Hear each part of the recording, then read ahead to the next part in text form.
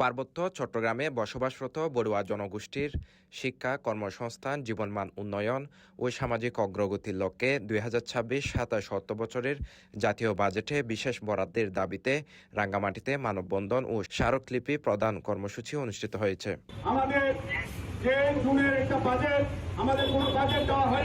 বুধবার 3 জুন সকালে রাঙ্গামাটি জেলা প্রশাসক কার্যালয়ের সামনে রাঙ্গামাটি চট্টগ্রাম সড়কের পাশে পার্বত্য চট্টগ্রাম বড়ুয়া সংগঠন রাঙ্গামাটি পার্বত্য জেলা কমিটির উদ্যোগে এই কর্মসূচি অনুষ্ঠিত হয়।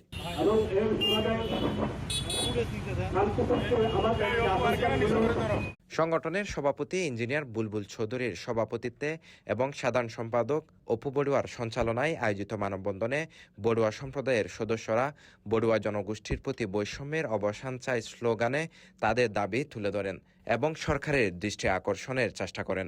মাননীয় প্রধানমন্ত্রী এই আগত বাজেটে তাদের জন্য উন্নয়নের জন্য বরাদ্দ দেন, এটা আমাদের একজন আইনজীবী হিসাবে আমার আহ্বান।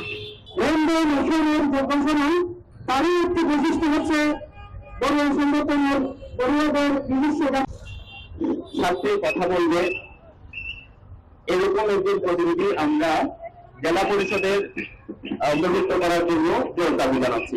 মানববন্ধনে বক্তব্য রাখেন পার্বত্য চট্টগ্রাম বড়ুয়া সংগঠনের কেন্দ্রীয় প্রধান উপদেষ্টা অজিতানন্দ মহাথেরো, বিপ্লবী ওয়ার্কার্স পার্টির রাঙ্গামাটি জেলা সাধারণ সম্পাদক জুই চাকমা, রাঙ্গামাটি জেলা আইনজীবী সমিতির নবনির্বাচিত সভাপতি অ্যাডভোকেট শাহ আলম এবং সংগঠনের সহ সভাপতি রবি বড়ুয়া। পার্বত্য চট্টগ্রাম বড়ুয়া সংগঠনের পক্ষ থেকে আমরা মানববন্ধন করেছি আজকে জেলা কমিটি। আমরা জোর দাবি জানিয়েছি 2026 এবং 27 অর্থ বছরে আমরা যাতে বাজেটে বড়ুয়া জনগোষ্ঠীর একটা জীবনমান উন্নয়নের জন্য, ধর্মীয় শিক্ষার জন্য এবং আর্থসামাজিক উন্নয়নের জন্য একটা বরাদ্দ চাচ্ছিলাম। এটা আমরা কোনো ধরনের নিজস্ব বা ব্যক্তিগত কোনো সুবিধার জন্য আমরা এটাতে দাঁড়াইনি। আমরা সমষ্টিগতভাবে, জাতিগতভাবে পার্বত্য চট্টগ্রামের সকল বড়ুয়াদের মান উন্নয়নের জন্য এই দাবিটা আমরা জানিয়েছি। আর দ্বিতীয় দাবি জানিয়েছি আমরা জেলা পরিষদে আমাদের বড়ুয়া জনগোষ্ঠীর পক্ষ থেকে একজন সদস্য নির্বাচিত করার জন্য। মানববন্ধন শেষে রাঙ্গামাটি জেলা প্রশাসকের মাধ্যমে প্রধানমন্ত্রী বরাবর একটি স্মারকলিপি প্রদান করা হয়।